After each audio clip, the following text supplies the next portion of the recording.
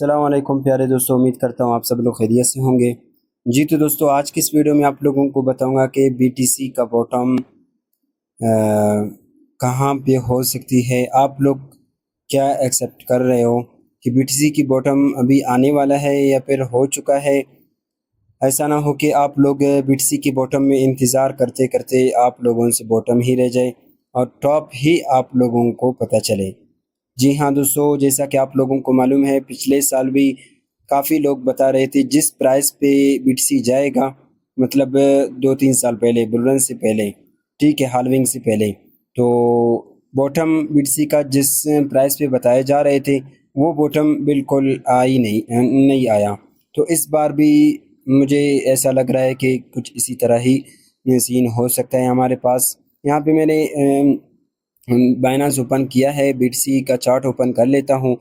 यहाँ पे आप लोग खुद सोच लगाएं, बीटीसी जब 57 पे आ गया था, बीटीसी जब 57, यहाँ पे मैं आप लोगों को दिखाता हूँ, डेली कैंडल्स में ओपन कर लेता हूँ। यहाँ पे 57.8 पे आ चुका था बीटीसी। तो उस वक्त लोग कह रहे थे कि 48, 47, 35 पे आ जाएगा बीटीसी, फिर उसके बाद उसका बॉटम लगेगा, फिर वहीं से हम बाय कर लेंगे। जी हाँ दोस्तों, अभी तकरीबन 2 महीने इस तरह हो रहे हैं मुझे, लेकिन ये 57 दूर की बात है, 60 पर भी नहीं आ रहा है। और यहाँ पे एक हफ्ते से तो ये 64, 63, 65, 66 पे चल रही है। तो इससे आप लोग भी खुद सोच लगाए कि बीटीसी नहीं गिर रहा। क्या पता इसका ही बॉटम यही 57 ही हो, हमें पता ही ना हो। यहाँ से मार्केट बूम कर ले, बूम पकड़े और 82, 70, 72, 82 और 1 लाख से ऊपर चला जाए और हमें पता भी नहीं चले, फिर वहीं पे बाय कर लेंगे, कोई फ़ायदा नहीं होगा। तो मैं आप लोगों को एक नॉर्मल मशवरा दूंगा, अपना कुछ एनालिसिस आप लोगों को बताऊंगा, बाकी आप लोग अपना ही खुद रिसर्च कर ले, जो कुछ आप लोगों को अच्छा लगे, बेहतर लगे, आप लोग कर ले, ठीक है।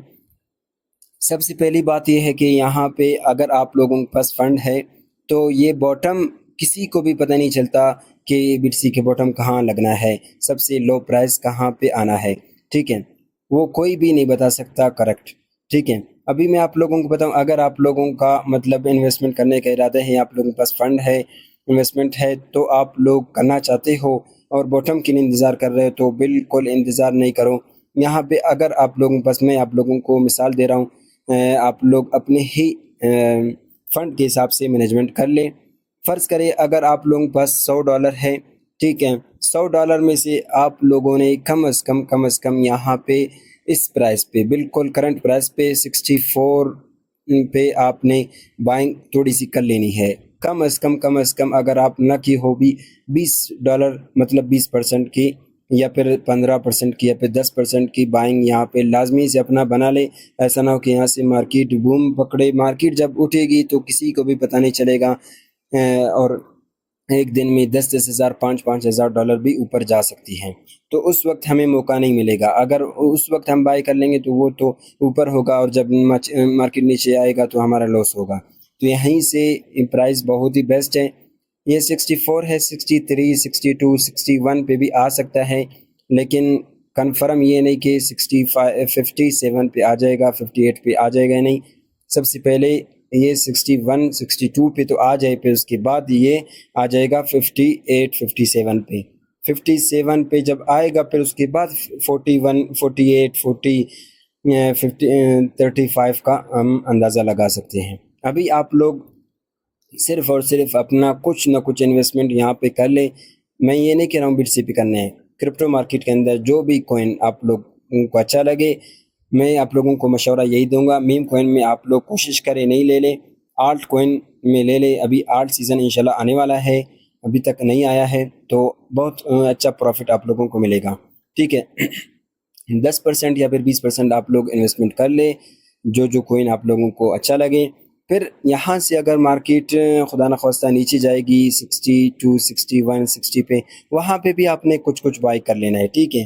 तो इसी तरह मतलब आप लोग डीसीए करते रहना है और आप लोगों ने इस तरह अपना इन्वेस्टमेंट बना लेना है।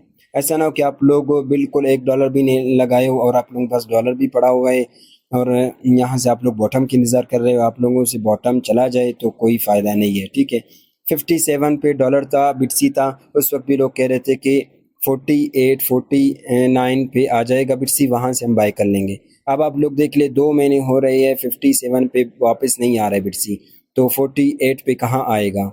आ सकता है 48 पे, लेकिन पहले 57 पे तो आ जाए। अब 57 पे लोग बाय नहीं कर रहे थे कि 48 पे आ जाएगा, तो अभी 57 कहाँ 48 पे भी नहीं आ रहा है, ठीक है। अभी करंट प्राइस 64 है, तो यहाँ पे भी बहुत सारे लोग इंतज़ार कर रहे हैं कि 61 62 पे आ जाएगा, फिर हम बाय कर लेंगे। क्या पता कि ये 66 64 से ही बाउंस कर ले, यहाँ से चला जाए 70 पे 72 पे, फिर उसके बाद वहाँ से 82 वगैरह पे चला जाए और आप लोगों को पता भी नहीं चले, ठीक है। अभी आप लोग वेट कर रहे हो तो वेट हरगिज़ ना करें, कुछ ना कुछ, ये नहीं कह रहा हूँ कि सारे के सारे इन्वेस्टमेंट कर लें, यहाँ पे कुछ ना कुछ कर लें। 10% 20% अपना इन्वेस्टमेंट यहाँ पे लगाए, जब ऊपर मार्केट जाएगी फिर अगेन कुछ सेल कर ले, नीचे आएगी बाय कर ले, ऊपर जाएगी सेल कर ले, इस तरह आप लोग प्रॉफिट बनाते जाए, ठीक है। अब मैं आप लोगों को बताऊं कौन कौन से कॉइन्स में आपने लेना है, मैं आप लोगों को मशवरा दूंगा, बाकी आप लोग अपना मर्ज़ी, आप लोगों को अपना मर्ज़ी जो कुछ आप लोग लेना चाहो ले सकते हो, ठीक है। यहाँ पे मैं आप लोगों को डायरेक्ट, वैसे लोग अपना पैनल्स नहीं दिखाते, मैं आप लोगों को डायरेक्ट यहाँ पे दिखाता हूँ, बाकी ये सिर्फ़ और सिर्फ एजुकेशन पर्पज़ के लिए मैं आप लोगों को दिखा रहा हूँ, ये नहीं कि आप लोगों को ये मशवरा दे रहा हूँ कि इन सब कॉइन्स में आपने ले लेना है, आप लोग अपने ही रिस्क पे लेना चाहिए, ठीक है। यहाँ पे मैंने ले लिया है, ठीक है, यहाँ पे मैं स्क्रॉल कर लेता हूँ, यहाँ पे सबसे पहले नंबर पे मैंने इथीरियम को रखा है, ठीक है, कुछ ना कुछ यहाँ पे भी इन्वेस्टमेंट किया है। इथीरियम आपने भी बाय कर लेना है, स्पोर्ट में हो या फिर फ्यूचर में, लेकिन फ्यूचर में अपना लेवरेज बहुत दूर रखना है, मतलब रिस्क कम, लो रिस्क में आपने ले लेना है। स्पोर्ट में जितना बाय करना चाहो कर सकते हो। करंट प्राइस बहुत ही बेस्ट प्राइस है 1911, ये हो सकता है 2400 2300 पे जाए। जब 2400 पे गया तो फिर वापस 2000 पे बहुत मुश्किल है आना इसका, फिर 3600 3400 4000 8000 पे भी ये जा सकता है इथीरियम, क्योंकि सबसे पहले नंबर पे इसी के बाद ये आल्ट कॉइन है जो कि बहुत ही अच्छा इसका रिजल्ट है, ठीक है। इथीरियम में सबसे पहले नंबर पे आप लोगों का इन्वेस्टमेंट लाजमी लाजमी लाजमी होना चाहिए, ये आप लोगों को 2x 3x लाजमी दे सकता है, ठीक है, ओल्ड टाइम के लिए, ठीक है। बाकी शॉर्ट टाइम के लिए भी आप लोगों को कुछ ना कुछ यहाँ से मिल सकता है इथीरियम पे, ठीक है। XRP ये भी अच्छा कॉइन है, इसका भी अभी प्राइस, करंट प्राइस बहुत ही लो है, यहाँ पे भी आपने अपना बाइंग कर लेना है। और तीसरे नंबर पे EDA भी बहुत ही बेस्ट प्राइस पे है, यहाँ से भी आप लोग अपना कुछ ना कुछ इन्वेस्टमेंट कर सकते हो। और उसके अलावा यहाँ पे डॉट सबसे दूसरे नंबर पे, इथीरियम के बाद मैंने डॉट को रखा है, तो डॉट पे भी आपने कुछ ना कुछ इन्वेस्टमेंट कर लेनी है। स्पोर्ट में हो तो बेहतर है, अगर फ्यूचर में हो तो अपना लेवरेज बहुत दूर रखना, लिक्विडेट प्राइस बहुत दूर रखना है, ठीक है। बाकी यहाँ पे सोल कुछ ना कुछ मैंने इन्वेस्टमेंट किया है, $2-3 इस तरह। और सुई बहुत ही अच्छा प्रोजेक्ट है, आप लोगों को 3x 4x 5x, अगर आप लोग ज़्यादा होल्ड कर लेते हो तो सुई आप लोगों को 10x भी आप लोगों को दे सकता है। स्पोर्ट में भी आपने बाय करना है और फ्यूचर में अगर आप लोग करना चाहते हो तो कर ले, लेकिन लो रिस्क पे स्वीपी आपने बाइंग कर लेना है। अभी तक सुई पे पंप नहीं आया, पंप आया तो हमें पता भी नहीं चलेगा। रिसेंटली डॉट पे थोड़ा सा पंप आ चुका था, बहुत ही अच्छा प्रॉफिट हमें मिला। बाकी आप लोगों को यहाँ पे दिखा रहा हूँ सुई के बाद टाओ, टाओ के बारे में आप लोगों को मशवरा नहीं दूंगा क्योंकि इसका प्राइस बहुत ज़्यादा ऊपर नीचे होता है।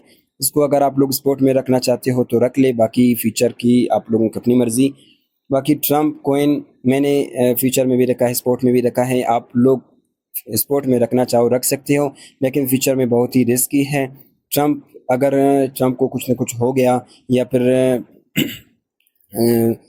यूएस का सदर ट्रम्प जब प्रेसिडेंट से गिर गया तो इसका प्राइस बहुत लो हो सकता है और इसकी प्राइस बहुत ज़्यादा ऊपर जा भी सकता है, इसमें रिस्क है। बाकी लेन बेस्ट ये दोनों वैसे ही कॉइन है जो कि मैंने डेली बेस पे इस पे मैं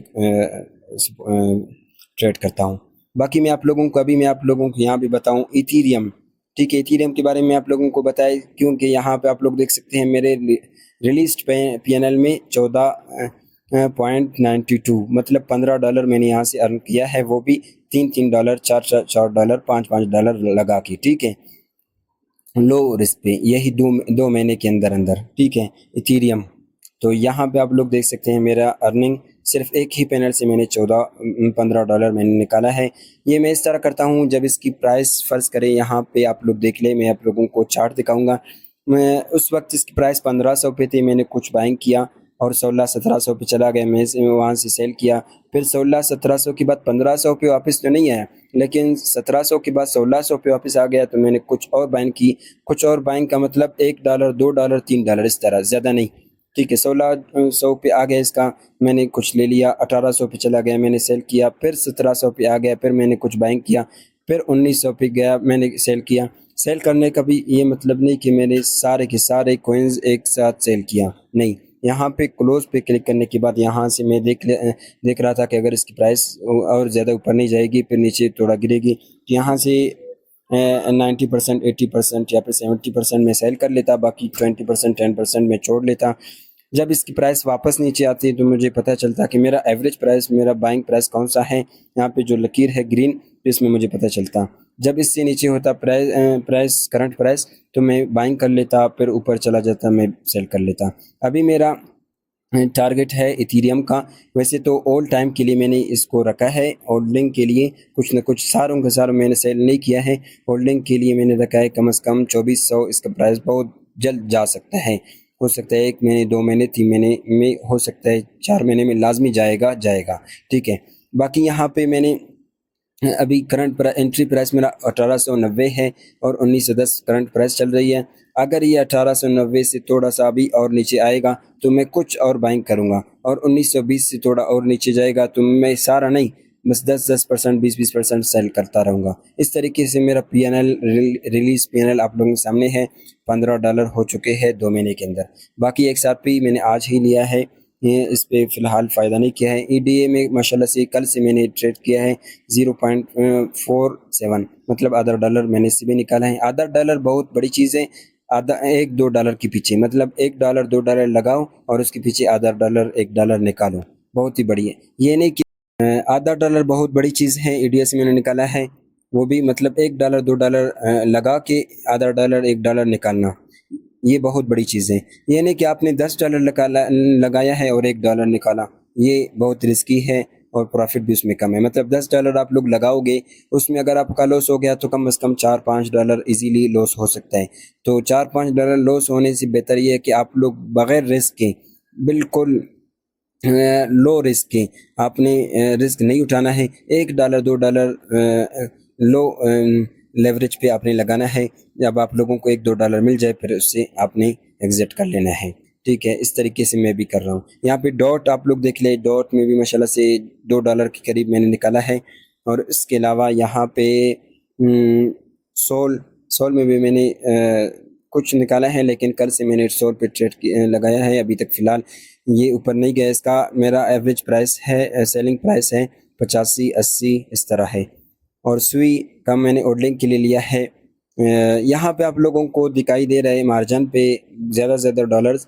यहाँ पे 16, मैंने $16 डॉट पे नहीं लगाया है। ये नहीं कि आप लोगों ने भी मुझे देख के अपना ही $16 का PNL लगाओ। यहाँ पे मैं आप लोगों को यहाँ पे एक और चीज़ दिखाऊंगा, ठीक है।